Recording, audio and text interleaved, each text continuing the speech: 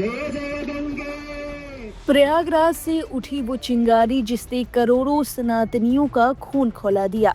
जिस ज्योतिष पीठ के शंकराचार्यों को शास्त्रों, परंपराओं और खुद सुप्रीम कोर्ट के आदेशों से मान्यता मिली हुई है, आज उसी शंकराचार्य से सवाल किया जा रहा है कि आप खुद को शंकराचार्य कैसे कह सकते हैं। मंगलवार को प्रयागराज माघ मेला प्राधिकरण की तरफ से जगतगुरु शंकराचार्य स्वामी अविमुक्तेश्वरानंद सरस्वती को एक नोटिस भेजा गया, जिसमें सीधे सीधे पूछा गया कि आप किस अधिकार से खुद को ज्योतिष पीठ का शंकराचार्य बता रहे हैं, जबकि यह मामला सुप्रीम कोर्ट में है। बस यहीं से बात कानूनी नहीं रही, यह सनातन के सम्मान पर सीधा हमला बन गई।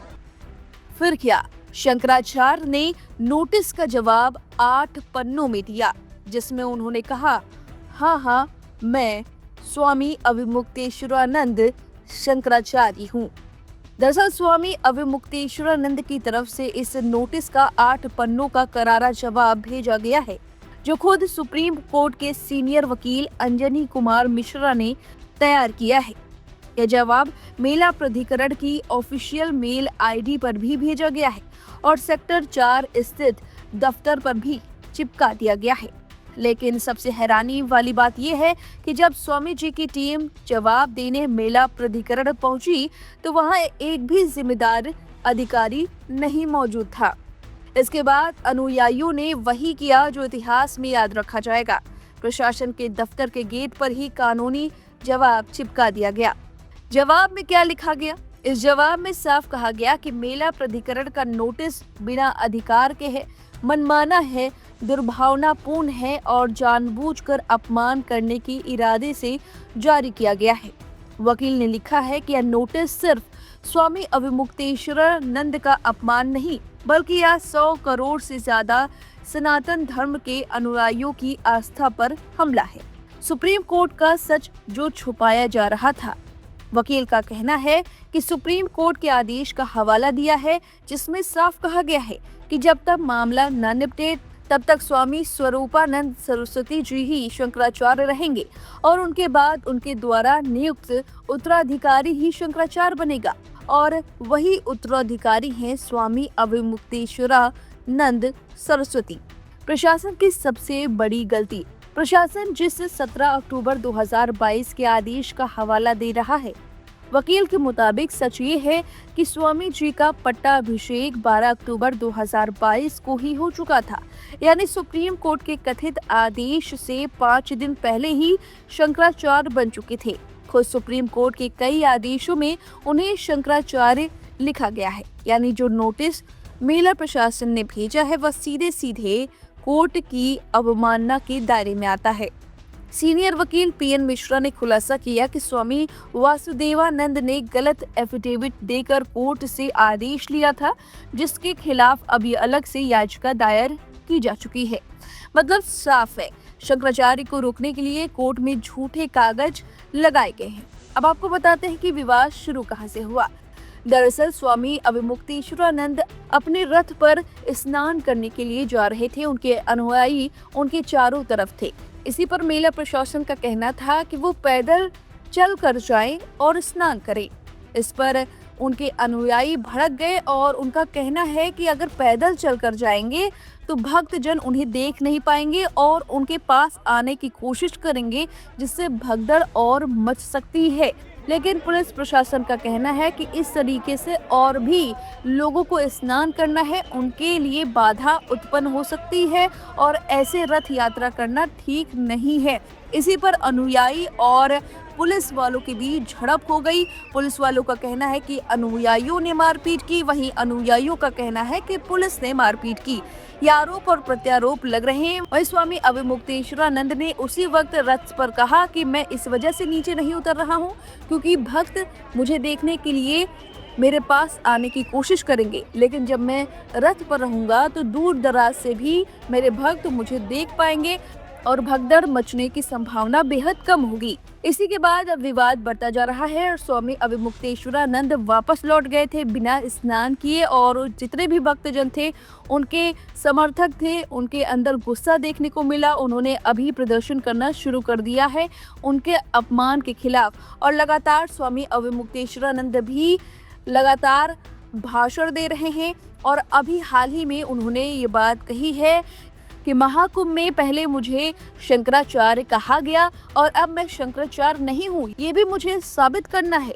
महाकुंभ में सरकार ने एक स्मारिका पत्रिका छापी थी, उसमें मुझे शंकराचार्य के रूप में छापा गया था और अब मुझसे सवाल पूछे जा रहे हैं।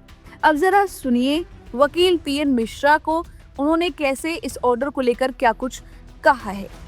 वो दुर्भावनापूर्ण है, बदले की कार्रवाई है, स्वेच्छाचारिता है, और जो धार्मिक स्वतंत्रता का अधिकार प्राप्त है एक महंत को, मठाधीश को या किसी संप्रदाय के शीर्ष व्यक्ति को, उसका खुल्लम खुल्ला उल्लंघन है। क्या इनको क्या आगे कदम उठाएंगे आप? हम लोग पहले इन अधिकारियों को नोटिस जारी करेंगे, इनके उत्तर की अपेक्षा है हमें। ये अगर कहते हैं कि हमसे भूल हुई, हमें नहीं ज्ञात था, तो हम जो है वो कार्रवाई न करने पर भी विचार करेंगे। अन्यथा जो है वो अगर इनसे कोई उत्तर नहीं प्राप्त होता है तो हम लोग सीधे सुप्रीम कोर्ट में ही कार्रवाई इनके विरुद्ध करेंगे। नोटिस जारी करने का इनके पास अधिकार है? इनके पास कोई अधिकार नहीं है। ये सुप्रीम कोर्ट में चल रही न्यायिक प्रक्रिया में इनकी दखलंदाजी है, जो कि अदालत की अवमानना के दायरे में आती है। आप लोग क्या इसको लेकर कोर्ट में जाएंगे? जो मारपीट हुआ उसको भी? जो मारपीट हुआ उसके लिए अलग दफाएं हैं। ये चूंकि जो है वो सरकारी कर्मचारी हैं, इनको एक विशेष संरक्षण प्राप्त है, इसलिए हम लोग जो है वो राज्य सरकार से, गवर्नर से इनके ऊपर उन दफाओं में मुकदमा दायर करने की अनुमति मांगेंगे। अगर वो उचित समय में नहीं देते हैं, सरकार नहीं देती है, तो हम लोग न्यायालय में जाएंगे। 24 घंटे के अंदर जवाब मांगा गया, जिस तरीके से आधी रात में नोटिस चिपकाई गई है, क्या जवाब? अब इसी से ही आप समझ सकते हैं कि अधिकारी कितने तत्पर हैं, कि कोर्ट के आदेश जो है कितने लंबे समय तक पड़े हैं, और कुछ मामलों में तो चीफ सेक्रेटरी तक को राज्यों के जेल भेजना पड़ा है माननीय सुप्रीम कोर्ट को, कि उनके आदेश का पालन नहीं हो रहा है, और ये बिना सुप्रीम कोर्ट के कहे हुए उनके आदेश का अनुपालन करने चले हैं। और क्या अनुपालन है? पट्टाभिषेक हो रहा है, आपको सुप्रीम कोर्ट ने कहा है कि आप जाके रोको। सुप्रीम कोर्ट के पास असीमित शक्तियां हैं। उन्होंने ये कहा गया है किसी विधानसभा के स्पीकर को कहीं कोई न्यायालय में नहीं बुलाया जा सकता, लेकिन वो बड़ो बाबू करके जो था मणिपुर का, वो या असम या मणिपुर के कहीं गए थे, मणिपुर के संभवतः, उनको जो है पकड़ करके सुप्रीम कोर्ट ने अपने यहाँ हाजिर करवाया। उत्तर प्रदेश के जो पूर्व मुख्यमंत्री थे कल्याण सिंह को दंडित किया।